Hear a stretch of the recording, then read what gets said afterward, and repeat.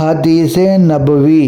نبی کریم صلی اللہ علیہ وآلہ وسلم پریشانی کے وقت یہ دعا کرتے تھے: اللہ کے سوا کوئی معبود نہیں جو بہت عظمت والا ہے۔ اللہ کے سوا کوئی معبود نہیں جو آسمان اور زمین کا رب اور بڑے باری عرش کا رب ہے۔ رسول اللہ صلی اللہ علیہ وآلہ وسلم نے فرمایا: ہر نبی کو ایک دعا حاصل ہوتی ہے جو قبول کی جاتی ہے، اور میں چاہتا ہوں کہ میں اپنی دعا کو آخرت میں اپنے امت کی شفاعت کے لیے محفوظ رکھوں۔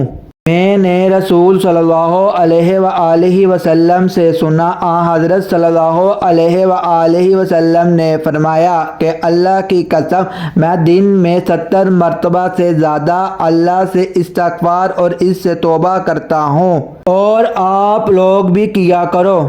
اگر آپ چاہتے ہیں کہ آپ کو مفید اور سچی تعلیمات روزانہ ملے جس سے آپ کی آخرت بھی سنور جائے، تو ہمارے پیج کو لائک اور سبسکرائب لازم کریں۔ شکریہ۔